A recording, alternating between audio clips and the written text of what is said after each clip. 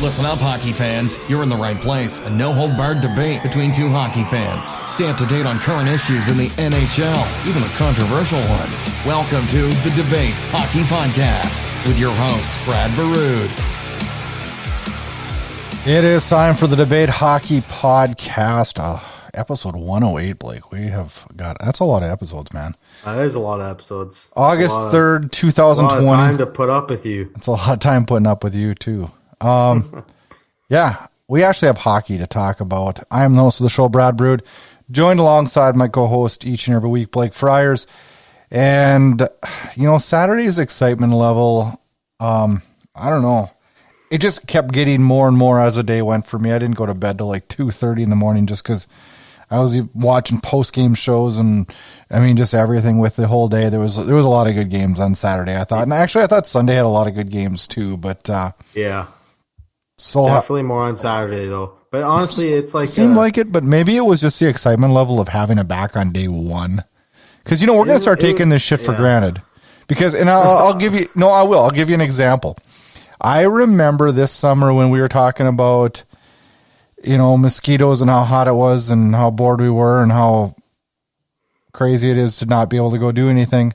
You told me that you didn't care at all what happened in the games. You could have cared less if the Canucks got just throttled.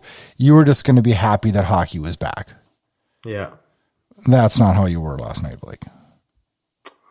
Not at all. You know, no. Within 5 minutes, and I'm not saying you're the only one because I am too. 5 minutes into the game that we cared about with our team, we were taking shit for granted right away. It's human nature. Yeah, definitely. Well, it when your team plays, it provides a lot of normalcy because, you know, you're doing what you like to do. You know, you're watching your team at night. Honestly, dude, it's just the feeling that I had on Saturday was like a kid on Christmas morning. You know, you wake up, see what you got from Santa. That's what it was back when you were a kid. And that's the feeling that I got. And Saturday definitely didn't disappoint. There was a lot of good hockey games. We saw a couple upsets and a couple of shockers, but no, it was awesome, man. It was a good 3 days of hockey so far, still 0 cases, and it's good news for the league. Well, you know, that's what, I mean, I'm super happy about the most is that so far this system, it's working. And no, we're not out of the woods, and no, we can't get overconfident. We can't deviate from it. But so far the plan's working. And you know what the second most impressive thing for me was? I don't know if it was like a huge worry because I just wanted hockey back, but we talked about it, and it was a concern of both of ours is what was the intensity level going to be like? Was it going to be like hockey is when we have 16,000 fans in there, and is it going to be like we're used to? And I had about a minute and a half into the Rangers Carolina game, I was just like, oh yeah, it's here. Well, I mean, when you got Strome and Justin Williams dropping the mitts 3.5 minutes in the first playoff game, that's kind of a sense. I was like, all right, here we go. Here's playoff hockey, and the intensity, it just kept picking up each game that went on. I mean, that Chicago Edmonton game for the first day, there was some hits, there was a lot of goals, there was like those two teams hate each other, and the intensity, it's definitely there in the Winnipeg and Calgary series, that for sure, I can tell you. It's in a lot of the series. I thought the Minnesota Vancouver was as gritty as the Calgary Winnipeg was. I thought, I mean, there's been a couple series where I didn't think it was as gritty, but and we'll talk about that later in the show. But you know, I was really, really impressed. And we talked about it before we went on the show tonight, but one of the problems that we are facing, and this was one of the things we thought was going to be the coolest, you know, our life, we pretty much planned it so Saturday we could spend the whole day watching hockey, and for the most part on Sunday too, I spent my whole day. But then reality does hit in, and you have work, and you have family, and you have kids, and you have life, and all of a sudden it's like, well, shit, there's 5 games on today. And I don't know how I'm going to be able to watch all 5 games. Like I've caught parts of all of them, but not today, not as much as like I would have liked to, I guess.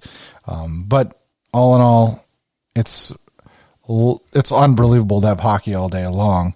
And it's just going to be weird having it all day, every day for the next week. And until we send 8 teams home here real shortly. Yeah, this is kind of a throwback to back in the 80s when there was best of 5 in the early rounds, right? And I don't mind it, actually. I mean, in a situation like this, I mean, you're up against the clock. I mean, you got to finish by a certain date because, I mean, you still got to start next season, which is going to be probably into November or December.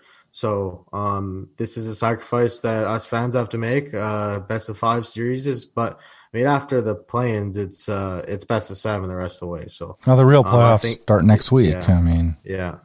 This is just the warm-ups in my mind. Yeah. But I mean, if a team from the play-ins does win the Stanley Cup, they got to win 5 rounds basically. So they got to win what it'd be 19 hockey games to win the Stanley Cup. So it's going to be a battle till the end, and I'm excited to see how this qualifying round plays out. It is going to be interesting and something we're not used to, but it's been a lot of fun so far, and we're only 2 days in, or 2.5 days in now. We got some games going on as we record this. But on this show, we are going to go through each one of those qualifying rounds, talk a little bit about the round-robin games, and take a little trip around the league with some news and notes. Hasn't been a ton of news that we won't cover within each series, but a few things we want to talk about. A big thanks goes out to our sponsor, UBGM.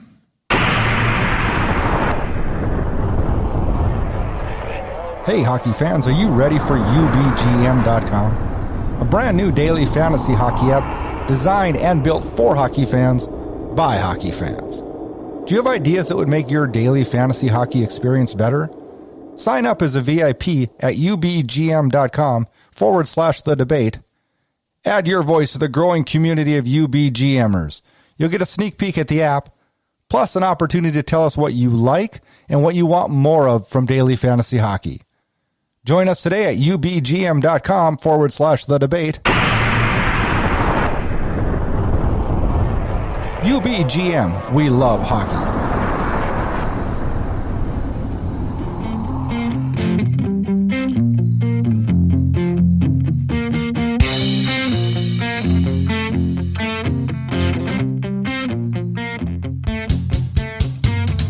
All right, Blake, let's get going in the Eastern Conference. We always start in the Eastern Conference with everything we do. I don't know why.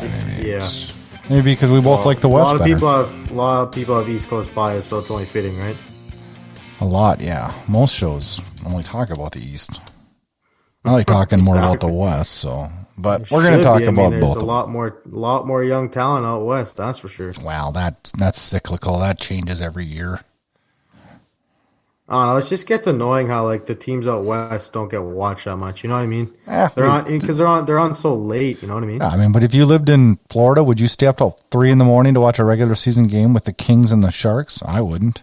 I mean, because I don't come racing home from work at 5 o'clock to watch the Rangers against the Panthers. But if I was a diehard, it's the truthful. I mean, me and you. If I was a diehard hockey fan though, and I lived in Florida, and I would stay up till 1 o'clock and watch Connor McDavid play hockey. Yes, you would, but not every night. Probably not every night. Just like we don't make sure we miss some of the early games because of our time zone. But you know what's cool about it though? We live in the best time zone because the earliest games at night start usually at 6, and the latest they start is 9:30 at night. Well, I can handle both those, so we're perfect. I would hate it living on the West Coast when I was out in Vegas or whatever, when I'm out traveling or whatever. 2 o'clock. That's no. If it's 7 o'clock in the Eastern, it's 6, 5, 4 o'clock in the afternoon. That sucks. Mm-hmm. Yeah. And then there's no games after 10 o'clock at night. Nothing's going on for games, and I don't like that. I like to lay in bed and watch a little bit of games as I go to sleep too.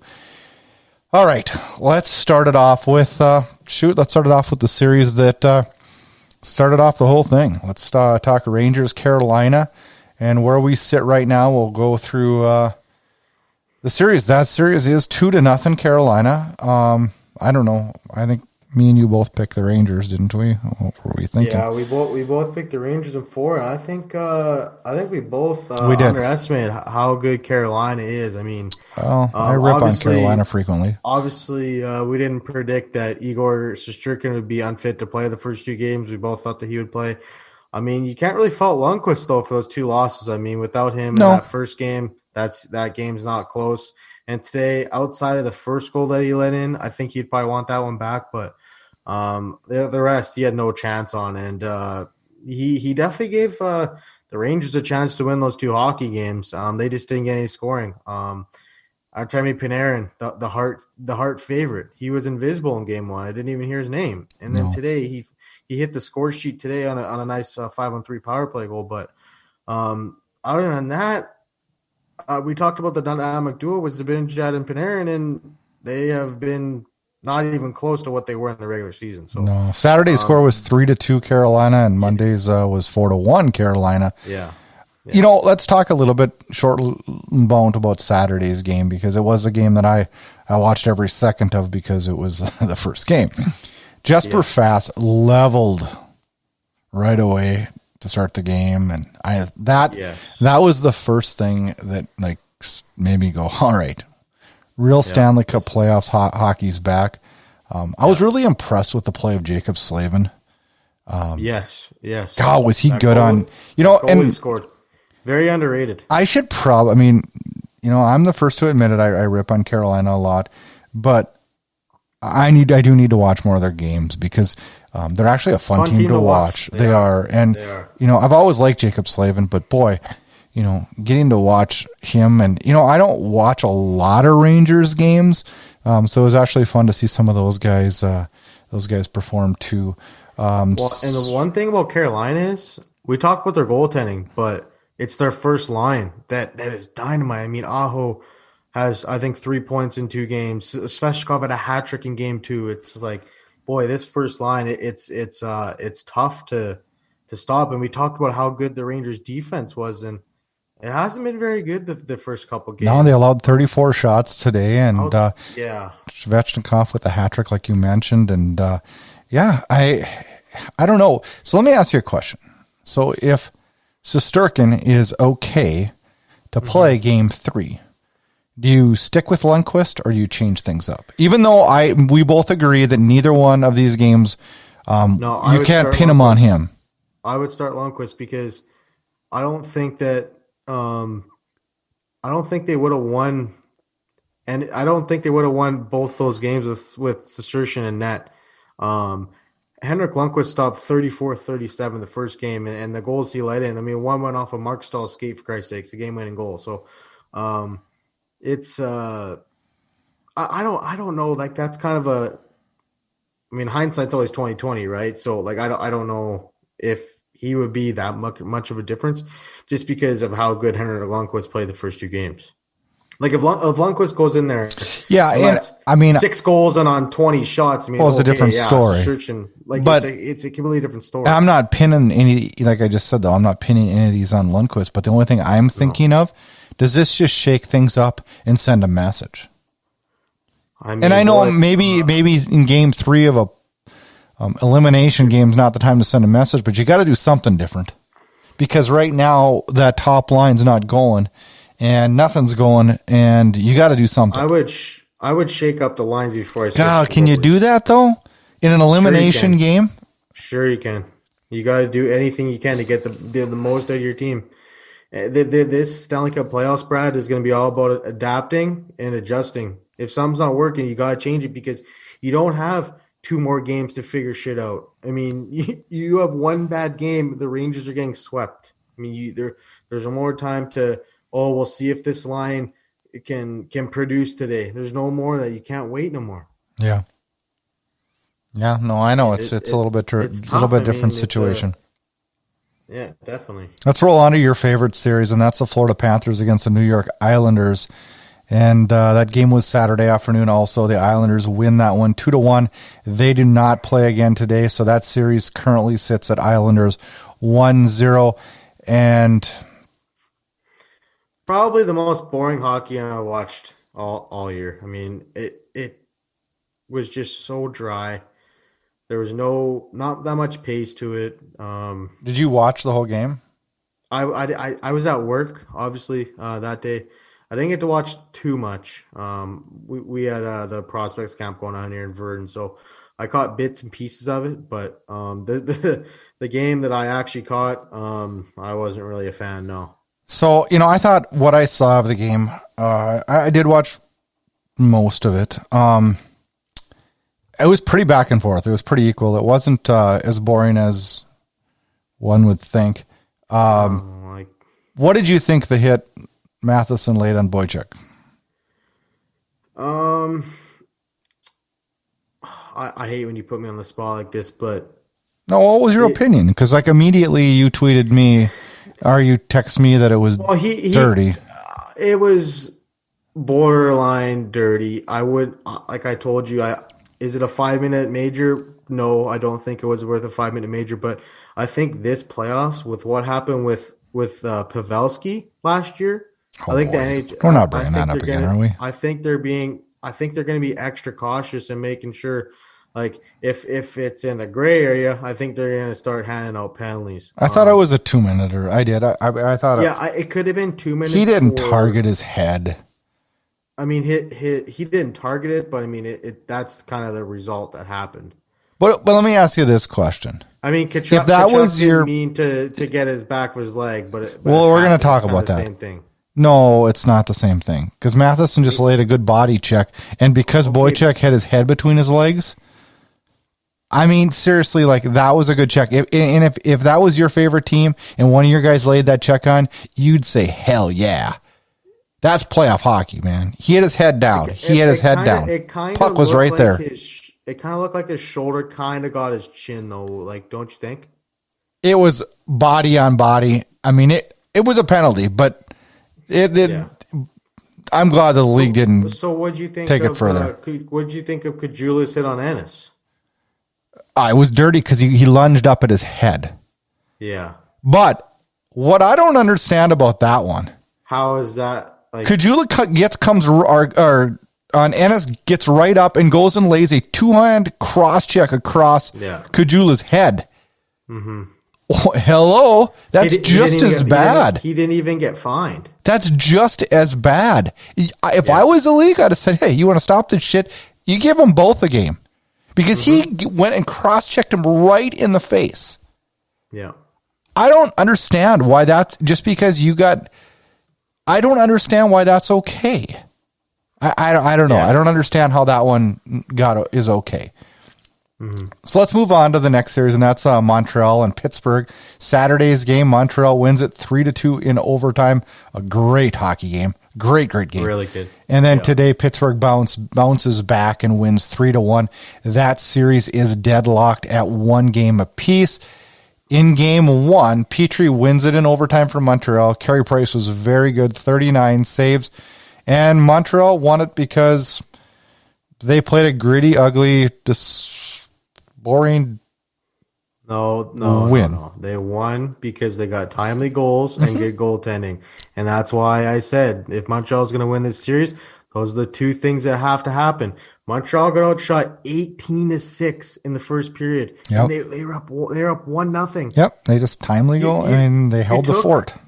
When you look at that win, you look at the first 2 minutes of the hockey game. The shots are 9-1 Pittsburgh. They are all over Montreal.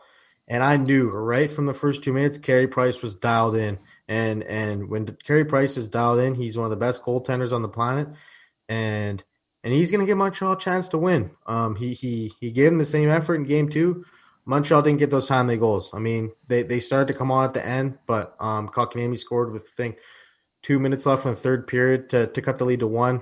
But it was too little too late.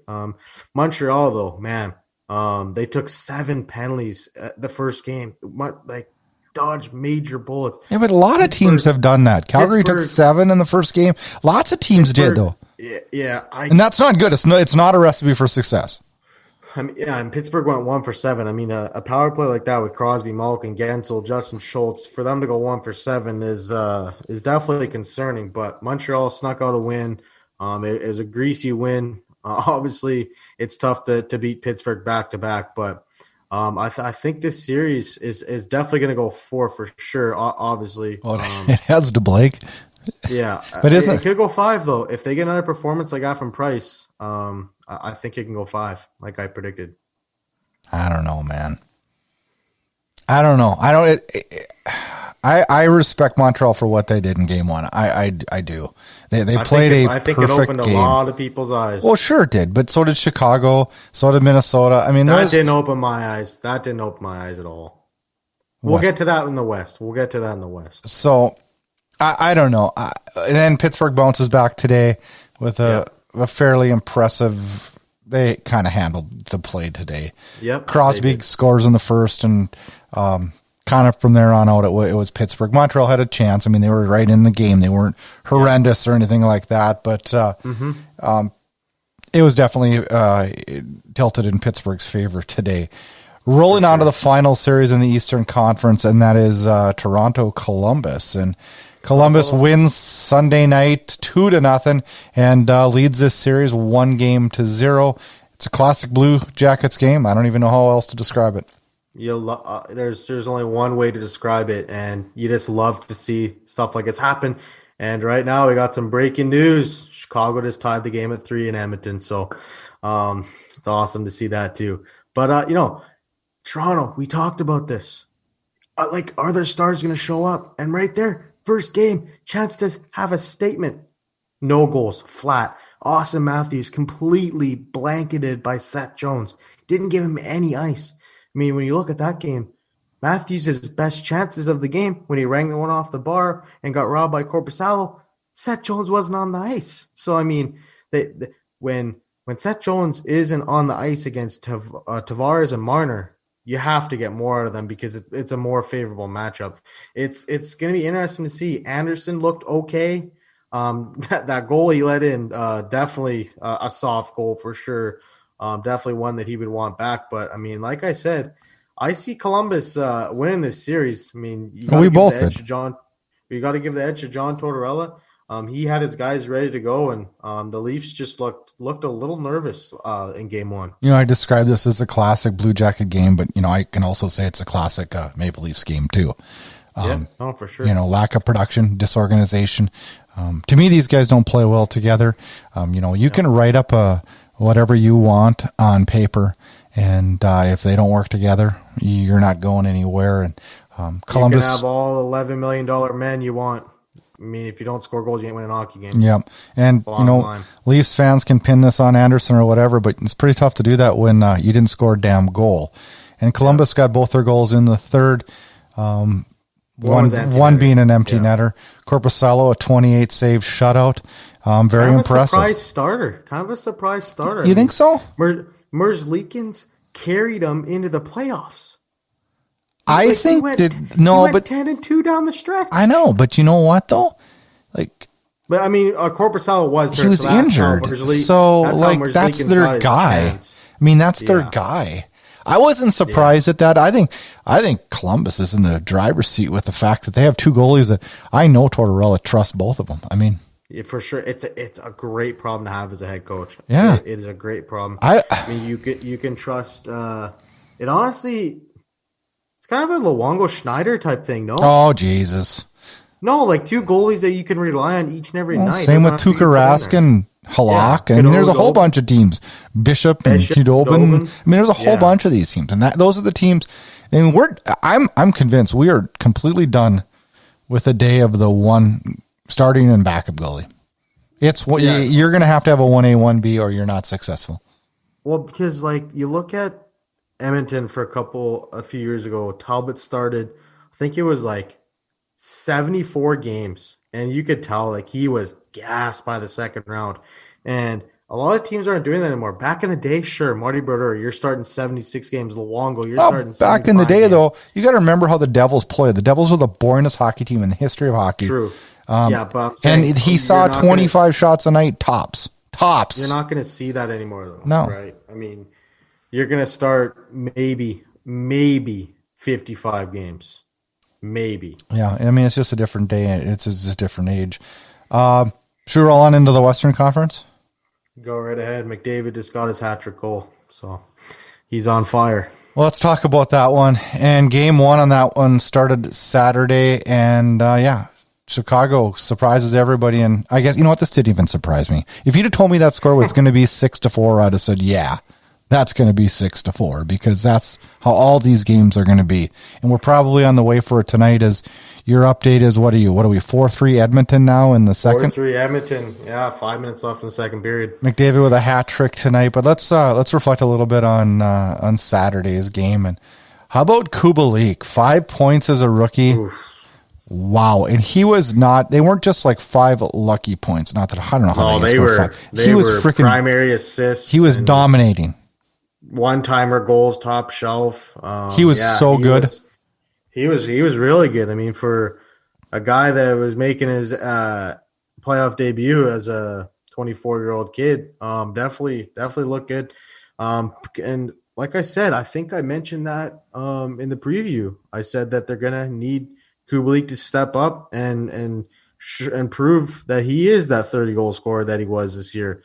And they got that for sure. And they got scoring from their captain, Jonathan Toews, had a couple goals. 2 goals from Toews, and Toews was large and in charge. He was buzzing. He was a force in this game, and I was good to see, because we're not Blackhawks fans, but boy, I sure like the style of Jonathan Toews, and he was good. And Chicago led after 4-1, and it all started with Mike Smith going out, playing the puck again, trying to be fancy, and he cost his team a goal. Momentum changes, and all of a sudden that 1-0 lead's gone, and Chicago's buzzing. Hold on, we got some breaking news. You're gonna be crazy when you see this. So this is the first instance that we have where the refs are reviewing a penalty. Okay, so what happened is, off the face-off, Nugent Hopkins swung his stick back and hit Cassian in the face, and he's bleeding. And Dylan Strom's in the penalty box now, and he didn't even touch him. So hopefully they get this right, because if Edmonton gets a 4-minute power play here, that's a game changer. He didn't even touch him. So speaking of Zach Cassian, let's talk a little bit about him. Was there anybody more invisible? Invisible? No. That guy was nowhere to be found on Saturday. Nowhere. He needs to shave his face. Oh my God! That's just the way he is. He's a scumbag. Yeah, that guy. When they signed him, I laughed so hard. I thought they are going to hate that contract. They gave him a lot of money too. I know, crazy. Draisaitl was invisible on Saturday also, which surprised me, because that guy is such a force, and he was invisible on Saturday in my mind. Yeah, he wasn't the dominant self. I mean, he had a couple points. McDavid had 4 points. He had 3 points again today. So it's interesting. Nice to see that the refs actually got that call right. That's good to see. But yeah, McDavid seems to be playing with a lot of anger. He is pissed. I don't know what it is. He's pissed because his team doesn't win. Quarantine. Honestly, is it possible that Connor McDavid is faster? Well, yeah. He looks faster, and that seems to be impossible, because that guy's the fastest player on the planet. But he has 7 points, and there's still another period to go in 2 games. So he's a man on a mission. He's out to prove that he can will his team to go on a deep playoff run, and we'll see. I mean, Edmonton's got to get better goaltending than what they've got in the first 2 games, or else they ain't winning any playoffs. Well, they got to get better defense too. Yeah, the couple of the goals that Mike Smith let in, it's like, dude, you got to stop the puck. Yeah, no, he was not good on Saturday, and you didn't see any of those goals like that last year against Colorado when he was with Calgary. No, he was the only player good on Calgary. He was dynamite last year, and it was just really unfortunate to see him stumble out of the gate. And as a result, Koskinen started game 2 for the Oilers. Let's roll on into that Nashville-Arizona series. 1 game completed, and that was Sunday, 4-3 Arizona. They lead that series 1-0. Arizona jumps out to a 3-0 lead before Nashville even knew that they were in Edmonton playing. And but Nashville stood strong and fought back. They had 20 shots in the third period. Shots ended up being 43-37. So my question is, if you're an Arizona fan, you're happy that you won that game, but you've got to look at that score sheet and go, holy shit, do we have to be a lot better next game?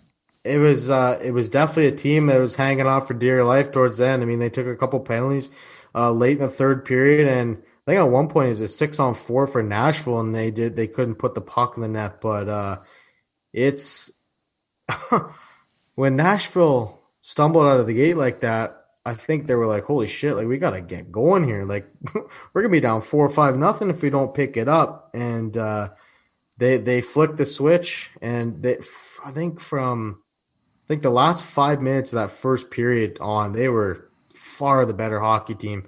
They had a bad 10 minutes in the first period, and it cost them. They were down 4-1 before the 10-minute mark of the first. So it was definitely a wake up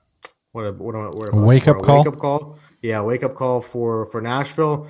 Do you go with Pekka in game 2? That was what I was going to ask you. I do, and I'm not blaming this on Saros at all. I'm not. I'm just saying that. See the first goal, it was dropped out of the arena and it went in the net. I was just like, so I go with Rinne, and the reason I do is he's a Vezina Trophy winner. He's a great goalie, and he's got experience. I mean, obviously he's got experience. You try to catch lightning in a bottle with Saros. I mean, he split a lot of time with Rinne down the stretch, and honestly, it's what Nashville's used to, because they did flip-flop a lot of the year, so this is no different for them. They lose one game, all right, you go to the next guy. It's next man up. Yeah. So what do you want to talk? Vancouver, Minnesota, or Calgary, Winnipeg next? Let's save the Tkachuk for last, because, I mean, I think we're going to talk about that the most. Obviously, the Canucks lost 3-0. Everybody knows this. It was a frustrating game to Blake, watch. I'm not trying I'm not trying to make you happy here, but I accidentally in my notes wrote 2-0. Oh no, it was 3-0. They scored an empty netter. I forgot about that one. But anyways, Minnesota does lead the series of 1-0. Yeah, it's there was 7 Canucks making their playoff debut. I'm not making that excuse, but I mean there obviously is a lot of inexperience there, but they just look nervous. They look nervous, and I thought they got better as the game went on, and I would agree with that.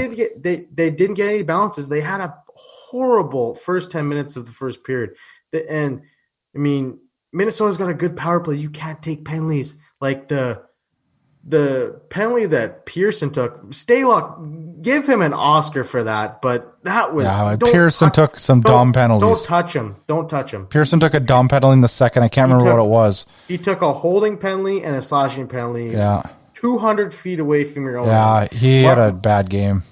I will be the first to say, Jacob Markstrom will be the first to say, I should say, that he should have had both those goals. Obviously, I'm not pinning the loss on Jacob Markstrom. 100%. He didn't score.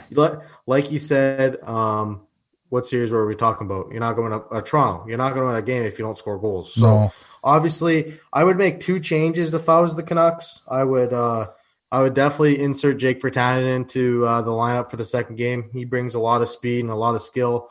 I think the Canucks lack that, and I would take Anton Roussel to the lineup too. I would put Zach McEwen in. Also, like Virtanen, he brings a lot of speed, a lot of physicality. Roussel didn't look good last night, but I mean, when you give a team 5 power plays, doesn't matter how many power play opportunities you get, you're not going to win a hockey game. You can't live the whole game in the penalty box and expect to win a hockey game. So they're going to clean that up. I still think the Canucks are going to win this series.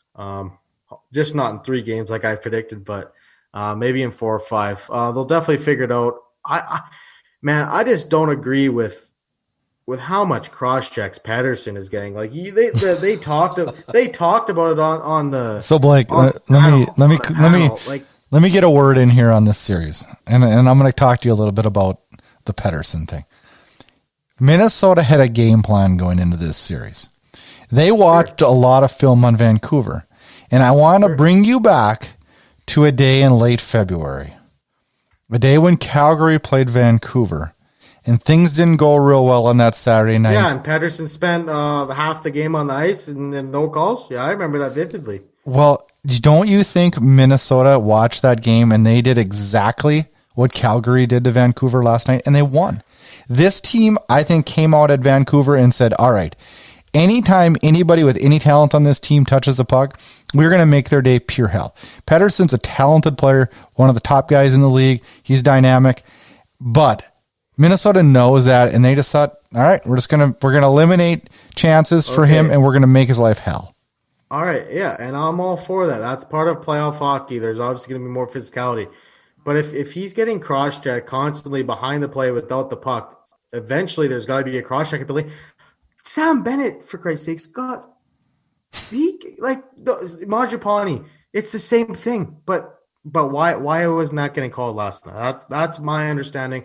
There's been so many of those stick penalties that got called the first 3 days, and there was none in the Vancouver game. I'm not making an excuse, like I said, but I'm just saying be consistent. If you're going to call it in previous games, call it for this game. Call it for all the games. If that's the standard that you're going to put, you're gonna call the one-handed whacks on the hands, and you're going to call the cross checks after the whistles. Call it throughout the playoffs, because then fans won't get pissed off. The thing is, this is not going to change. They are going to be after him the whole series. 100%. And every team, if Vancouver advances, the next team's going to do it too. And it'll just be interesting to see how he reacts to it. I thought he got better as the game went. Yeah, I was just going to say that. I thought Pettersson, he understood that this is going to be the new normal for him in the playoffs, and teams are going to key in on him. He's Vancouver's best player. But I think your prediction in 4 might be as crazy as your prediction in 3. If Vancouver wins this, it might be it's going to take 5. Yeah, no, it's definitely going to be interesting.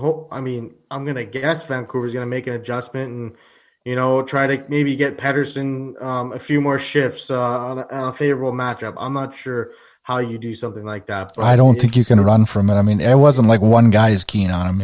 He's going to have a tough road to hoe. And, yeah, he'll learn. It's also no secret that Vancouver has one of the best power plays, and they got a lot of goals from the power play, and they only got one opportunity. So we'll see if they get more opportunities. Maybe the offense, maybe that sparks the offense. I'm not sure, but they definitely need to get more 5-on-5 chances. But Stalock played a great game. He had a great shutout. Lots of big saves. He had huge glove saves. He had 2 big glove saves, one off Tyler Myers, one off Quinn Hughes. It's like, wow, this guy's sure dialed in. And the Canucks just couldn't get anything by him. And sometimes you just got to tip your hat to the other goalie. Spurgeon looked really good, I thought. He did. Yeah, he had 3-point night. Man, he had an empty net goal. Just buzzing though. That guy he had a really good. Hopefully Noah doesn't hear this podcast, but he's one of the best defensemen in the league, for sure. I hate saying it, but yeah, he's good. He's good. Ferland gets fined $5,000 for a vicious spear. Kunin gets $1,000 for a stick grab. I don't have any idea how you don't get a suspension for that, but I guess it is what it is. I think the NHL looked at it like this. I mean, we talked about this morning. Why is that guy grabbing his stick? Because it's a playoff play. I don't care. It's not right. I don't care. You're trying to piss him off. Don't grab his stick. Okay, so let me ask you this. Let's take you back. You love going back to 2011, right? You love that, right? Where are you going with this? Well, I'm going to lay out a story for you, and I want you to give me an honest answer. And that happens in 2011, and Ryan Kessler's on the bench, and that stick is in his stomach, and I guarantee you, Ryan Kessler would be baiting him on and grabbing that stick and giving it a little tug and trying to stir the pot, just like Kunin did. He would. And I respect that. I think it's a good thing to do. Because you know what? That's not going to get called. But the real test is how the guy on the ice, because he's the guy that's going to get the penalty. Okay, then what about the guy that speared Ferland? Did you see that? The guy from the Wild bench that speared Ferland after he speared Kunin? That was a slash. That's a different. But still, it's still a penalty. It's still a penalty. It's still a penalty. I agree. But that's not. None of this would have happened if the guy didn't grab Ferland's stick walking. No, but it also wouldn't have happened, Blake, if Ferland would have just skated away. And Ferland knew. Did you see Ferland when he was in the penalty box? Yeah. He knew his frickin' bacon was cooked because he even asked the official. And I am shocked that there was no suspension on that. There should have been. So next time somebody should have got a game. Next time somebody spears somebody, boy, the other coach is going to lay it down and go, wait a second. Well, we've what seen about this this game? Time and time again. We've seen this time and time again from the NHL. When they have a chance to send a message, they fail to do it. So it's another one of those. No, I agree. Man. I mean, it just goes to show you that you basically just told a player you could spear somebody, you're not going to get suspended. You can spear somebody that's not on the ice. Yeah, and you're only going to get fined. The NHL they missed an opportunity job, there. They failed. Another opportunity failed here. Yeah. Let's roll on to the final series in the West that we haven't talked about, and that's the Calgary-Winnipeg series. Calgary with a big win Saturday night, 4-1. Winnipeg backs it up with a 3-2 victory today, and the series is tied at 1-1, and I am not surprised at all that this series is tied. I thought game one, it's probably made me the happiest this week, but it also scared me the most, and that's the fact that Calgary had an absolutely picture-perfect game on Saturday night. I went down their roster after the game, and I'm like, I wasn't pissed at anybody. I thought everybody played good. I thought it was a great team effort. I thought they fought back from 1 goal down. I thought they ran the ship that night as far as intensity. They had freaking Winnipeg chasing their tail all night long. They didn't know if they should be pissed or what to do. I thought it was just a top-notch game by Calgary, which made me really, really happy. But then it also made me think on Sunday morning when I woke up, holy shit, the odds of this doing that again on Monday are very low because I know this team. I know this team really well. Yeah. And it scared the hell out of me. But, it was a recipe for success on Saturday night. Calgary held Winnipeg to under 20 shots. They had 18 shots. Yeah. How many teams are going to win getting 18 shots on net? But yeah, I mean, Calgary went with Talbot, which we kind of talked about could happen, and I thought he did his job, and he stopped all the high quality chances they have. But man, we'll get into it in a second here. When you lose your best player 5 minutes into the hockey game, it is a complete. Just takes the whole wind out of your sails. I mean, you could just tell that the Jets didn't have their guy. I mean, the guy's led their team in scoring the last 3 seasons. He's been one of the best centers in the whole NHL. So he's one of my favorite players. Why don't you tee up that situation? Well, Mark Scheifele is one of my favorite players outside of the Flames, of course. I've always kind of pointed to Scheifele, Besser, Taves. There's a group of guys that I have a lot of respect for in the league. Shea Weber being one of them also.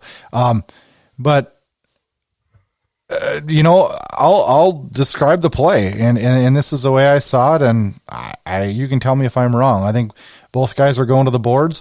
I think there was maybe going to be a collision, but Scheifele wheeled off to the right, and both guys were going way too fast, way too close to the boards, and all 4 of their legs hit the boards awkwardly, and it could have been Tkachuk's just as easily as it was Scheifele's. And quite honestly, when it happened, I immediately said broken leg.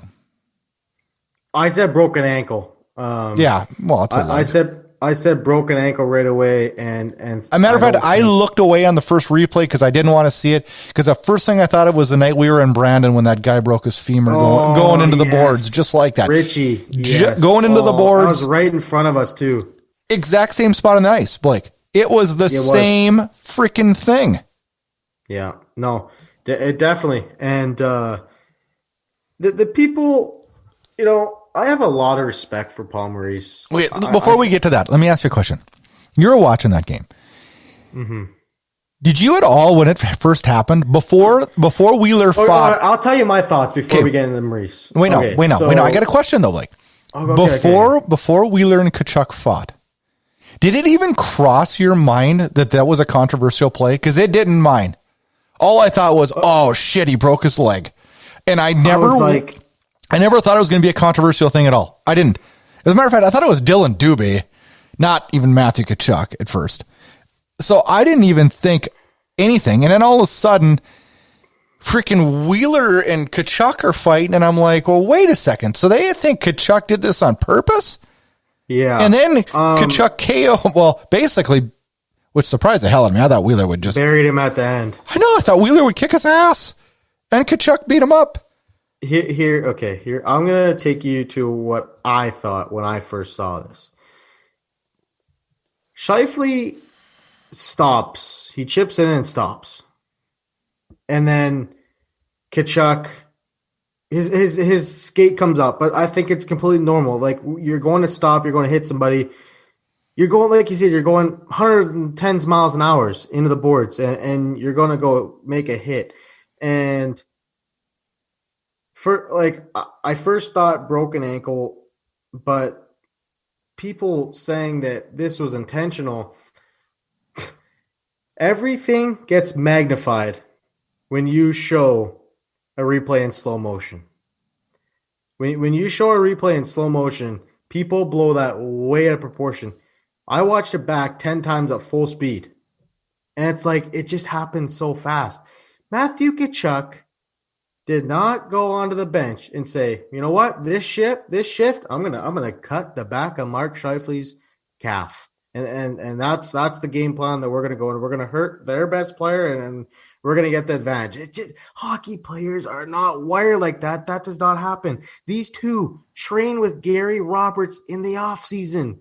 They're buddies. It pisses me off that this is even talked about. I'm not buying that story. It pisses me off. And then, to answer your question about the fight, you saw Matthew Tkachuk chuck his gloves. He's like, dude, why am I even doing this? I texted you right after it happened. Why does Tkachuk have to fight? Because of the Cassian thing. It's so dumb. Okay, because everybody. Let me ask you one more thing. Yep. Let me ask you one more thing. If Johnny Gaudreau, this is even talked about. Not even talked about. A debate. It's nope. Not even a debate. Nobody's even talking today. Any other player on the Flames, anybody. Yeah. This isn't even talked about the next day. It's not even talked about. Maybe Giordano. That's about it. And I can only think of one time, and that's against Drew Doughty, that I thought Tkachuk stepped over the line. Yep. He didn't, in my opinion, he didn't cross it. It's just a play that happened super, super fast. And unfortunately, it led to a very freak accident with Mark Scheifele. You want to hear my take on the Paul Maurice thing? Here's what I think. I think Paul Maurice got into the locker room after the game and he thought, oh shit, my team totally unraveled after that happened.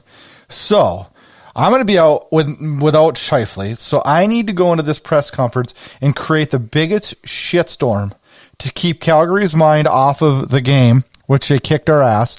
And so what I'm going to do is I'm going to call out Matthew Tkachuk bigger than anybody's ever heard any coach call out an opposing player in the history of hockey.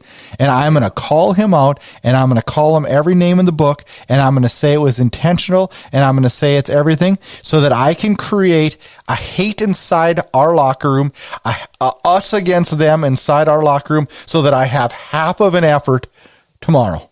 Here's another stance on that. He lost Patrick Laine that game too, and he didn't play this game. He didn't play game 2, so already you're without 2 of your 3 best players. What he did, it's a tactic. I don't think he believes that Tkachuk did that on purpose. I think he did that to put the pressure on Tkachuk, and the league to try to get Tkachuk suspended. I think that's what he did. It's a tactic. It also could take a little pressure off the Jets. Totally, and totally does. And it just shows you that, okay, the coach supports the team. He's backing the players, and that's his job. And the Jets responded. But isn't like Brian Burke said though? Isn't there a line though? Yes, you have to defend your team and you have to go to bat for your team. But isn't there like a moral line? And hey, I think you can rewind to like 2 episodes ago. I told you that Paul Maurice is the best coach in the National Hockey League. Yes, I still believe he is. But this is almost like from a moral standpoint, like freaking wrong. When this happened at the end of the night and all this shitstorm started, I got a text from an Oilers fan and you, a Canucks fan, saying that this is in no way even close to being intentional. And then I knew that this was not, there's no way this is intentional.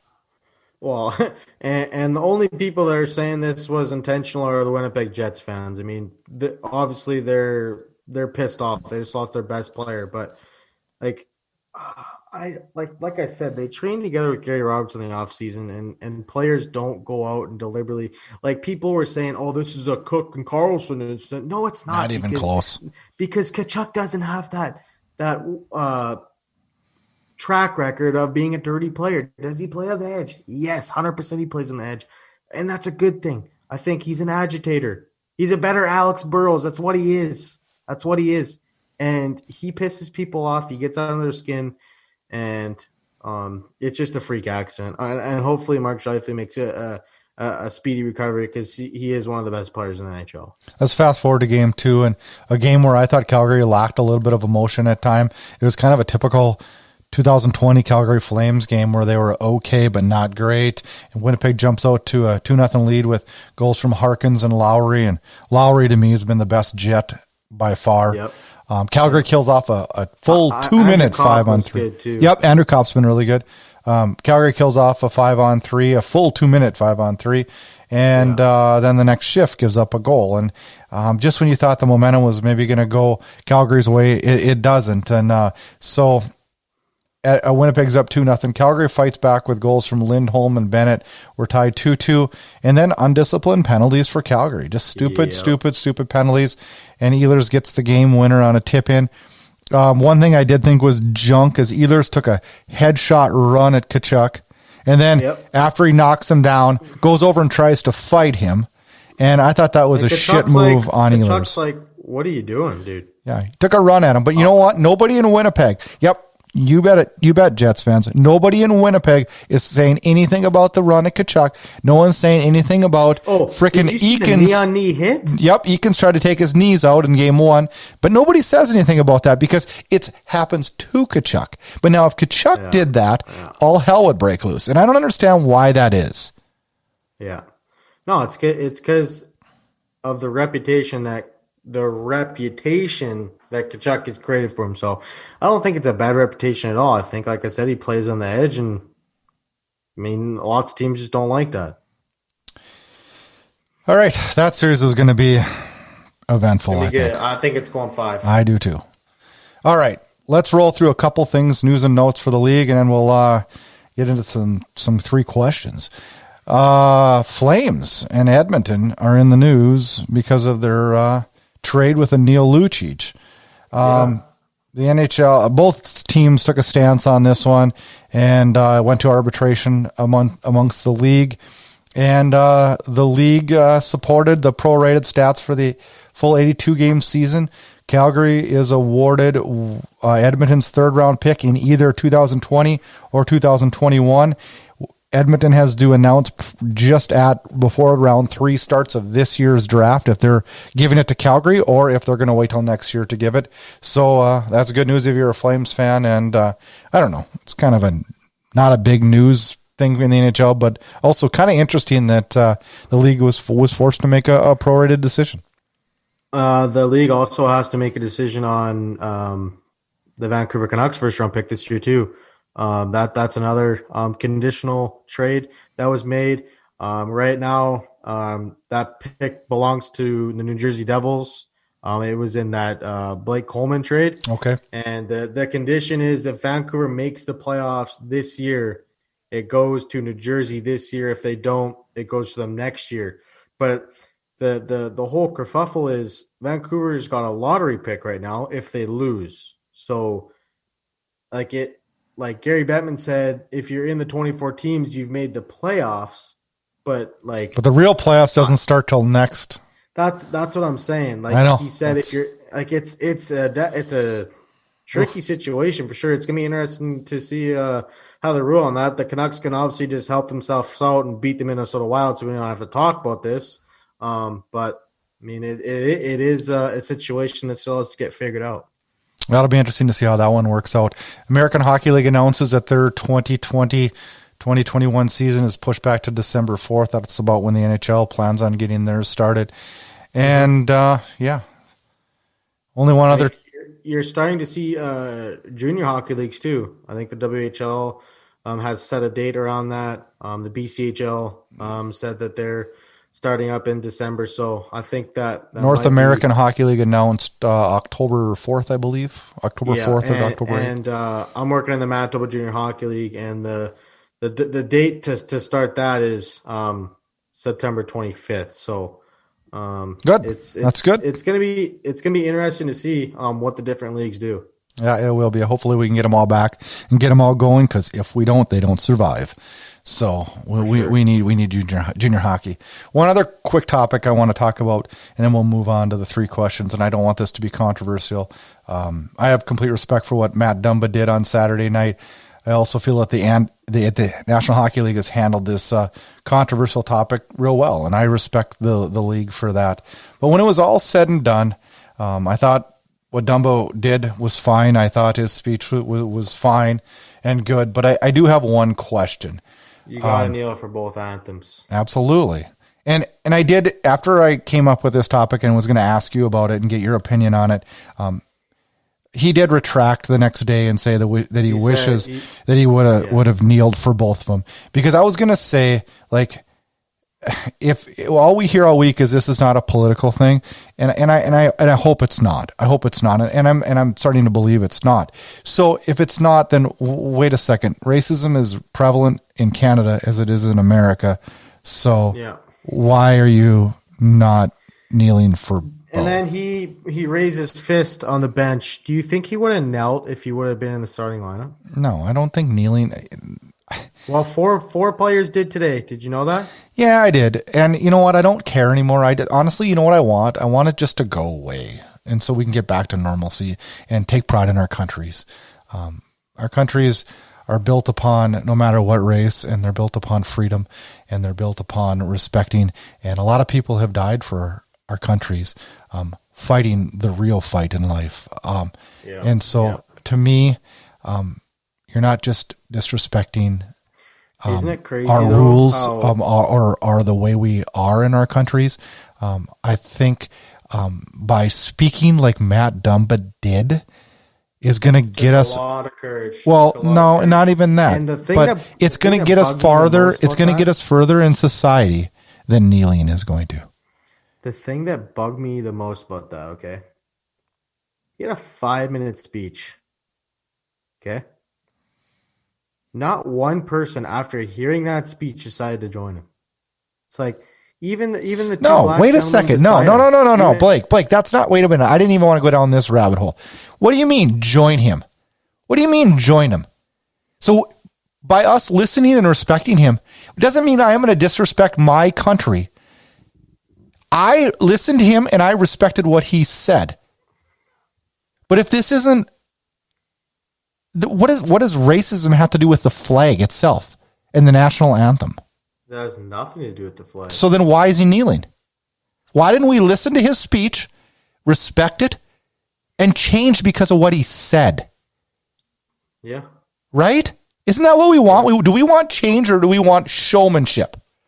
Because kneeling's showmanship, listening, communicating, and talking creates change. Inside Edge Hockey News. Bringing you inside the game. It's time for 3 questions. All right, Blake. I think I got 3 decent ones tonight. I don't know, maybe not. Okay. All right, let's hear them. Question number 1. What is the one part of the return to play that you hate?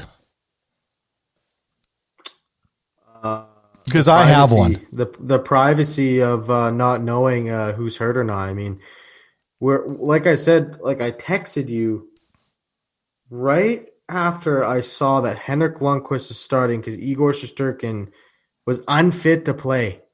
What the hell does that mean? What the hell does that mean? Does he have COVID? No, because he was in the arena. So I'm just like, dude, what does this mean? And I mean, that's probably the biggest concern that I have is like if somebody is sick, somebody's hurt, tell us. Like same thing as Scheifele. Oh, it's reported that he's in a walking boot. Okay, what is wrong with him? Does he have a cut calf? Does he have a broken ankle? Like I don't know. I'm with you. I hate the unfit to play thing. Fill us in on this, man. I know. I feel like the NHL is doing a disservice to the fans in this one. All right. Yeah. Question number 2. Will Kyle Duvis lose his job in Toronto if the Leafs lose this qualifying series to Columbus?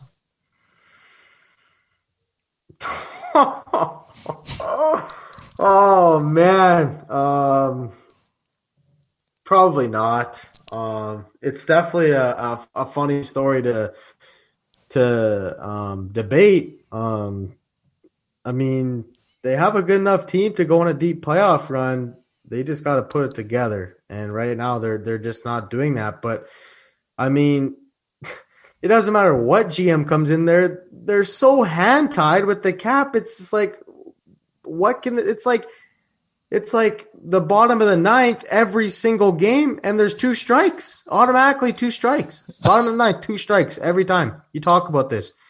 You're bound to strike out 9 times out of 10. No, I'm with you, man. You need to... It's like. I don't know if any GM could wiggle their way out of Toronto's cap. I mean, but he created that problem. You cannot give 4 players $10 million. You can't do it.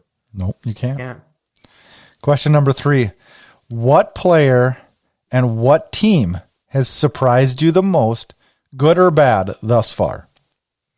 So I need one player that has surprised you, either good or bad, and I need one team that has surprised you, good or bad.